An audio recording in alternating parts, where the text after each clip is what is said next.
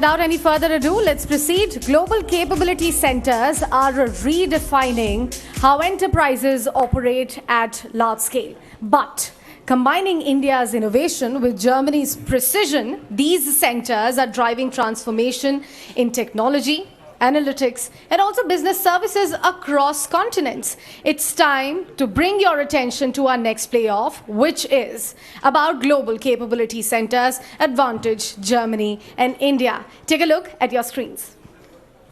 The front office was always glamorous, but the real work was never in the room. The pandemic pulled the thread, and the back end unraveled. The world's biggest companies are now moving. Not their offices, not their brands, Their minds. Enter Global Capability Centers. Quiet engines that do the real heavy lifting. From compliance to code, from finance to future readiness. The real work is being done. These are strategic arsenals manned by minds, not just manpower. India with its talent tornado. Germany with its precision playbook. Together, they don't follow markets. They make them. This isn't offshoring. Its orbit shifting. The playoff begins. All right, and for this, I would like to invite the players for the playoff, Mr. Pankaj Vyas, CEO and MD, Siemens Technology and Service, Mr. Ujjwal Jyoti, MD and GCC Sales Lead, Accenture India, Bernd Otto Orman, CEO, MHP India Private Limited, and Stephen E. Buchner Consulting. In fact, my colleague Krishna is going to be referee for this playoff. Krishna, over to you. Thank you, Sakshi, for that. Requesting all our wonderful players for this playoff to please take the seats. And requesting all of you out there, reconvening after the lunch session for something that's fun, actually.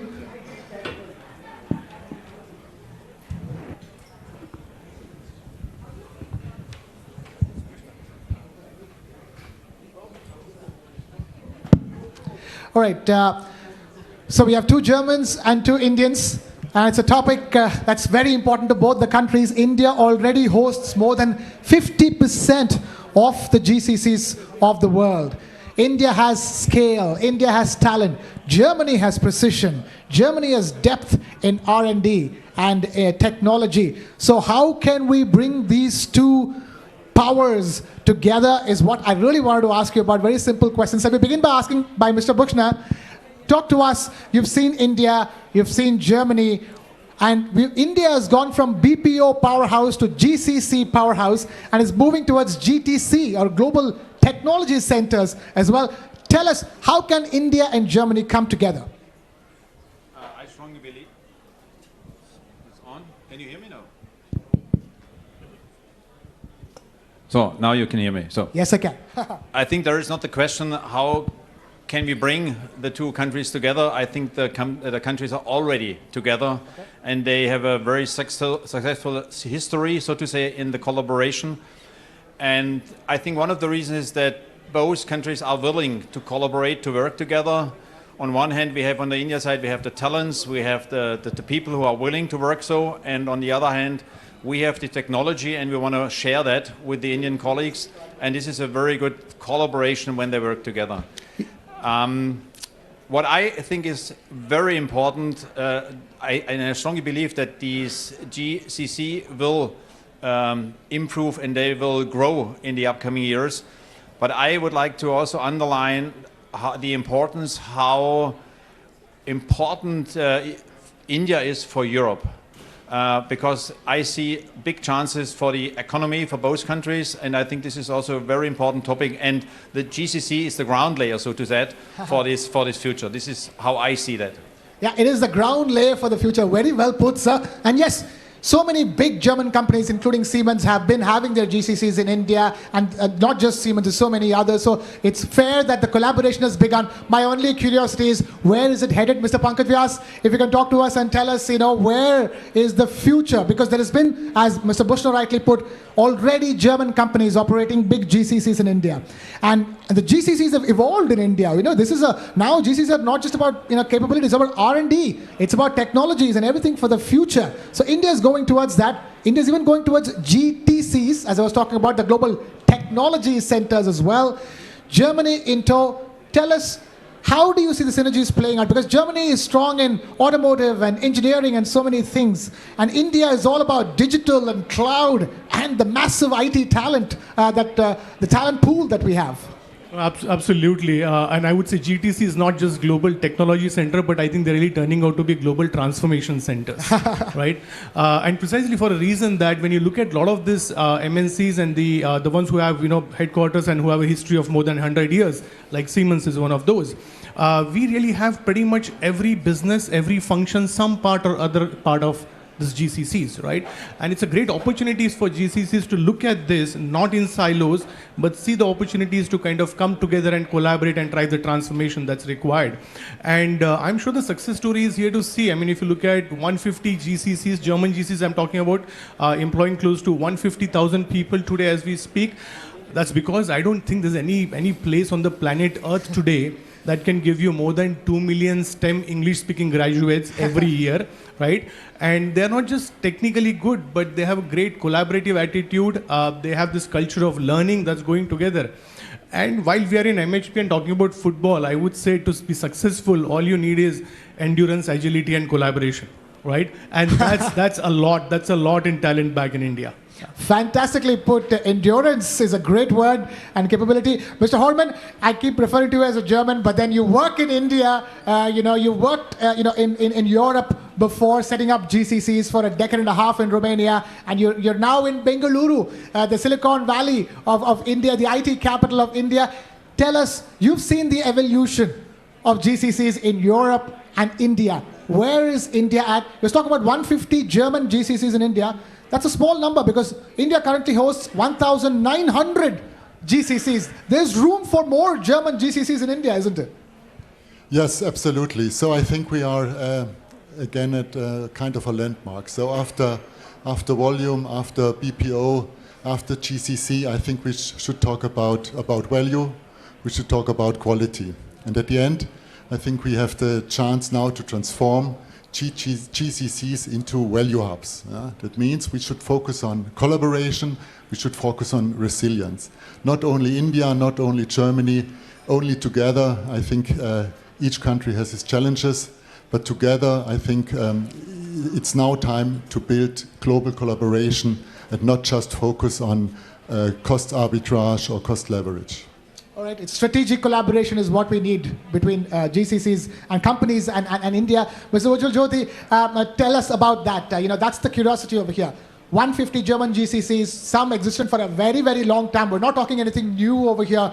But there's the road ahead cannot be the road that we have just come by. There's lots more, and that's going to change and transform even with the newer German GCCs planning to open operations in India.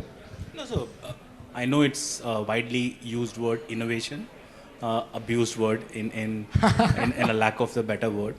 But truly some of the GCCs are actually becoming the innovation arm or innovation hub to drive scaled transformation.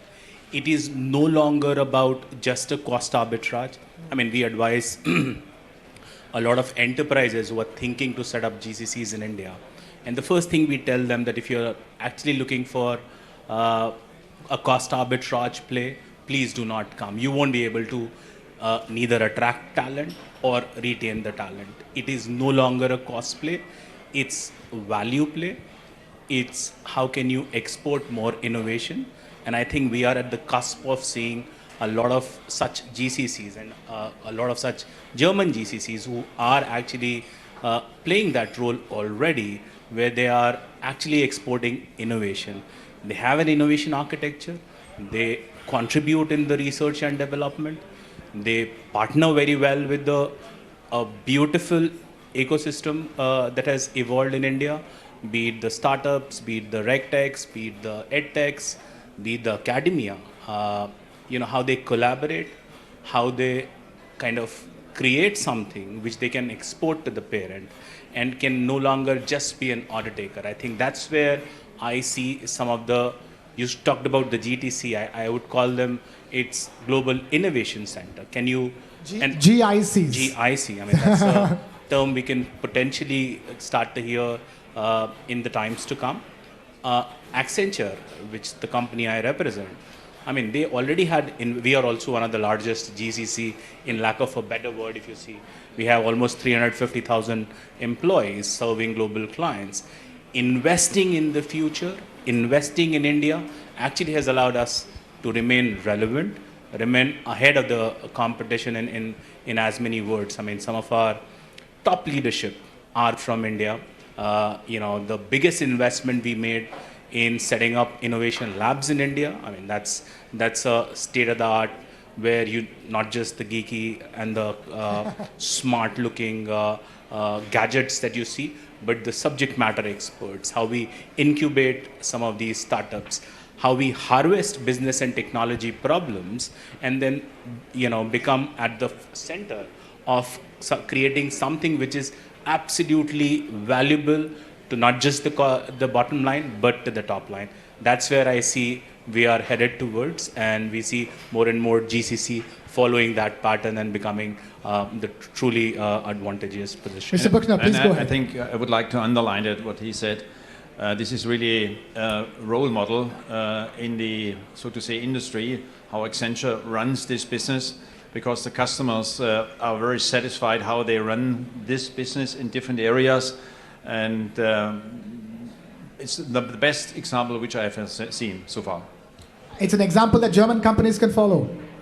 Yes. Fantastic. Mr. Horman, in that sense, there is mutual learnings and mutual harvesting of solutions that he's talking about. What do you think are the biggest problem points that India can solve for Germany and Germany can solve for India? Yeah, at the end, I think it's obvious. I see India as the powerhouse for scale, talents, and speed. Yeah? India has the critical mass to be the accelerator for the digitization. And in Europe, I think it's obvious as well, it's the scarcity of talents. Yeah? So exactly this is the combination. And as well, there's always the discussion about costs. So even if India is not as cheap as some people expect, I think it's you get the value for price, and I think it's very attractive still to invest and to invest in GCCs in India.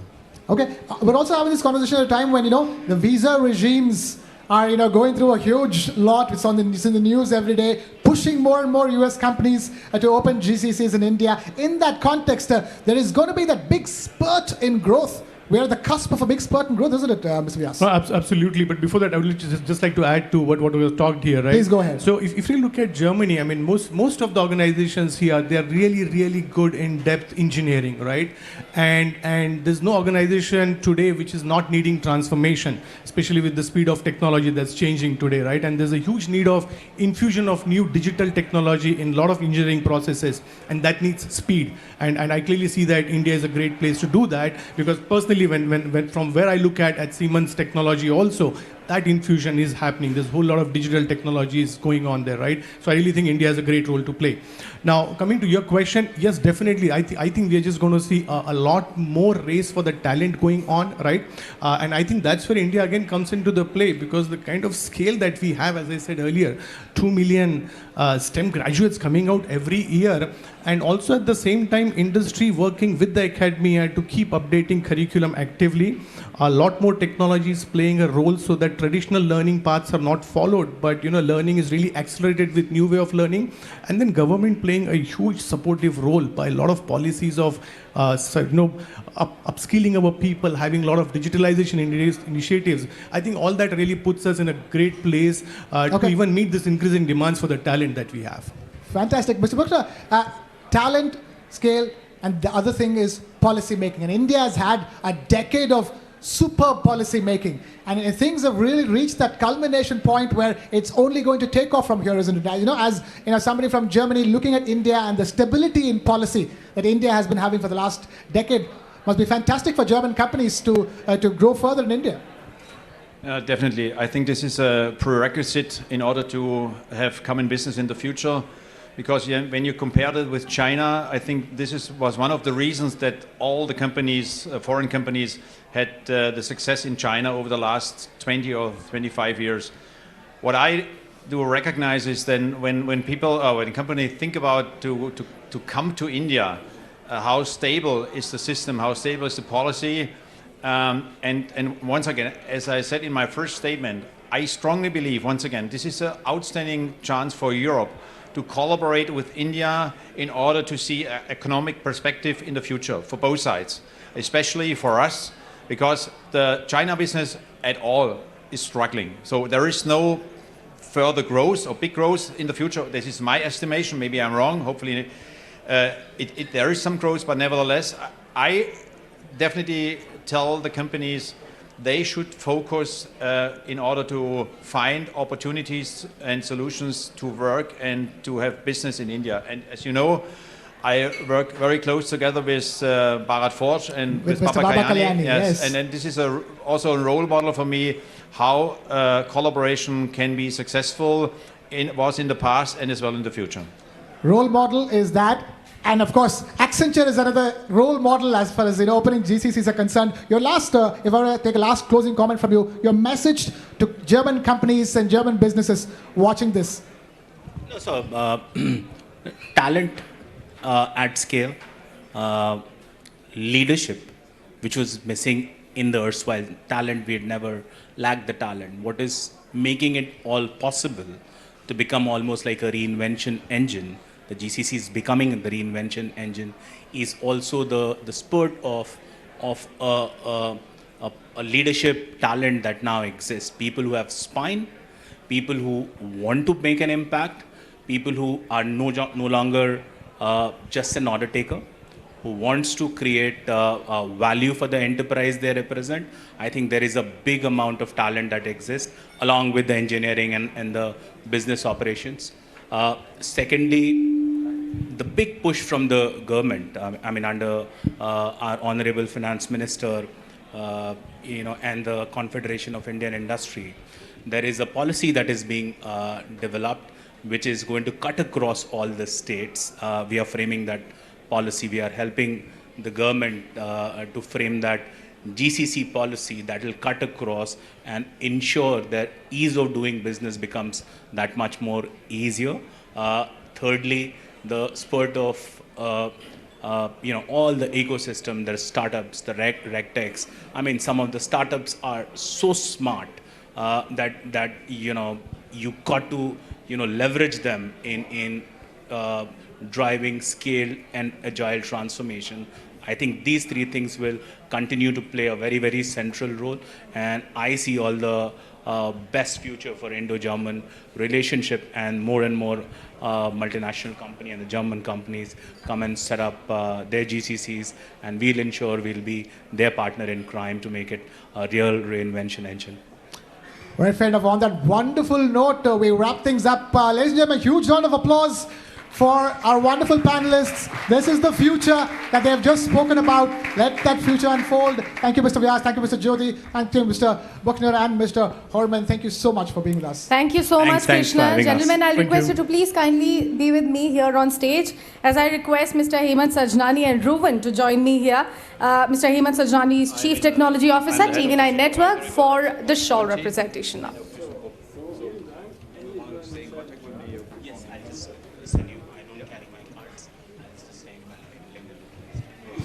Thank you so much for welcome.